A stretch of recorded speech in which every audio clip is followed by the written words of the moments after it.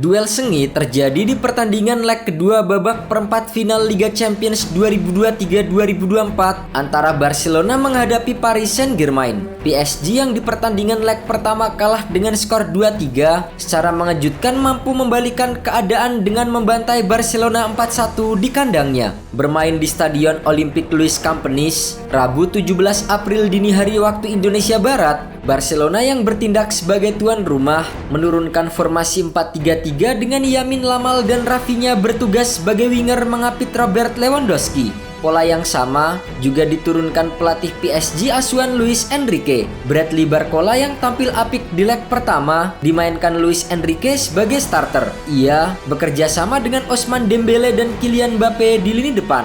Di awal babak pertama, Les Parisiens yang berupaya mengejar ketertinggalan agregat mengambil inisiatif menyerang. Namun, lini belakang Barcelona tampil disiplin hingga tim tamu kesulitan menciptakan peluang. Sementara itu, Barcelona justru berhasil membuka gol lebih dulu dan memperlebar agregat menjadi 4-2 di menit ke-12. Aksi Lamine Yamal di sisi kanan mampu memberikan umpan yang disontek Rafinha menjadi gol. Semakin di atas angin, Barcelona nyaris menggandakan keunggulan saat Robert Lewandowski memiliki ruang di kotak penalti. Namun, tembakan bomber asal Polandia itu masih melambung di atas mister gawang. Tertinggal agregat 4-2, PSG perlahan mulai menemukan celah di lini belakang Barcelona. Kylian Mbappé punya kesempatan saat menyambar umpan tarik Bradley Barcola. Namun, Marc-Andre ter Stegen mampu menyelamatkan gawang Barcelona dengan menepis bola. Berada di jalur yang tepat untuk lolos ke semifinal, petaka justru hadir menghampiri Barcelona di menit ke-29.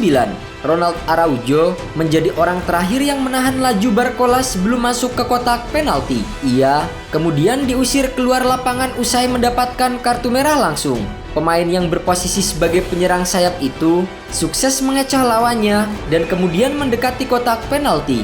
Araujo yang tertinggal dari Barcola berusaha menghadang lawannya dengan menjatuhkannya. Saat itu, Araujo berstatus sebagai pemain bertahan terakhir. Berdasarkan peraturan yang berlaku, pelanggaran keras sebagai pemain bertahan terakhir dapat membuat wasit memberikan kartu merah. Unggul jumlah pemain, PSG semakin gencar menekan Barcelona. Tekanan mereka berbuah gol pada menit ke-39. Umpan Barcola dari sisi kiri gagal menemui Kylian Mbappé di depan gawang. Namun, ada Ousmane Dembélé yang berdiri di tiang jauh menyambarnya menjadi gol. Setelah mencetak gol, Dembélé kembali menebar ancaman di menit akhir babak pertama. Namun kali ini, tembakan voli mantan pemain Barcelona itu masih melebar dari gawang tuan rumah. Skor 1-1 pun bertahan hingga jeda. Di babak kedua, PSG yang unggul jumlah pemain kembali menekan pertahanan Barcelona. Achraf Hakimi mengancam dari sepakan jarak jauh, namun lagi-lagi ter Stegen masih sigap mengamankan bola. PSG akhirnya berhasil mencetak gol kedua di menit ke-57. Dari skema sepak pojok, bola dialirkan ke Vitinha yang berada di depan kotak penalti. Tak mendapat banyak gangguan, tembakan kerasnya bersarang ke pojok kanan gawang ter Stegen. Meski bermain dengan 10 orang saja, Barcelona berusaha merespon serangan PSG. Ilkay Gundogan melepaskan sepakan keras usai mendapatkan bola pantul dari Lewandowski. Namun sayang, tembakannya masih melebar tipis dari gawang Donnarumma. Situasi semakin sulit untuk Barcelona setelah Xavi Hernandez juga turut diusir wasit dari pinggir lapangan. Ia mendapatkan kartu merah karena protes keras di menit ke-57. Manajer asal Spanyol itu kedapatan menendang properti di lapangan untuk meluapkan kekesalannya. Hal itulah yang membuat wasit Istvan Kovacs langsung mengusirnya dari lapangan. Hanya beberapa menit berselang, PSG mendapatkan hadiah penalti setelah Dembélé ditackle oleh Joao Cancelo di kotak terlarang. Kylian Mbappé yang menjadi eksekutor menjalankan tugasnya dengan baik dan merubah skor menjadi 3-1 atau agregat 4-5. Tertinggal secara agregat, Barcelona tak punya pilihan lain kecuali bermain menyerang. Lewandowski melahirkan peluang emas dari sepakan mendatar keras. Namun, Gianluigi Donnarumma masih sigap menepis bola. Tampil menyerang membuat Barcelona meninggalkan celah di lini belakang. Hal ini dimanfaatkan PSG untuk kembali mencetak gol di menit akhir.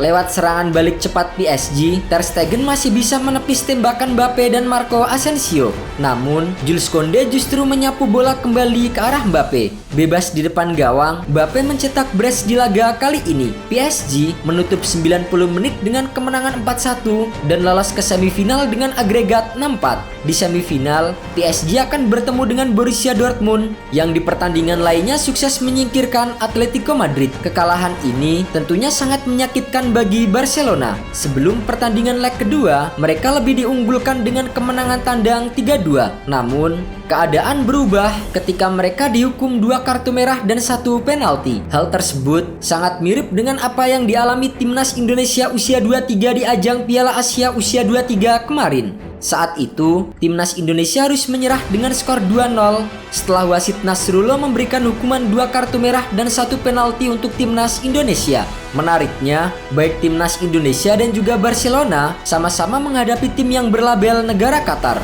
Seperti yang diketahui, Paris Saint-Germain merupakan raksasa Ligue 1 Prancis yang dimiliki oleh Qatar Sport Investment dengan Nasir Al-Khelaifi sebagai bosnya. Nasir Al-Khelaifi sendiri terlihat menyaksikan langsung pertandingan leg 2 antara Barcelona versus PSG Rabu dini hari tadi. Ia bersama PSG memang menargetkan gelar Liga Champions yang selama ini diidam-idamkan. PSG sempat nyaris meraih gelar Liga Champions di tahun 2020. Namun sayangnya, di partai puncak mereka takluk 1-0 dari wakil Jerman Bayern Munchen. Kini, PSG yang akan berhadapan dengan Borussia Dortmund berpeluang besar untuk kembali menapakkan kakinya di final Liga Champions 2023-2024. Jika lolos ke final, PSG akan berhadapan dengan salah satu tim kuat yaitu Manchester City, Real Madrid, Arsenal ataupun Bayern Munchen.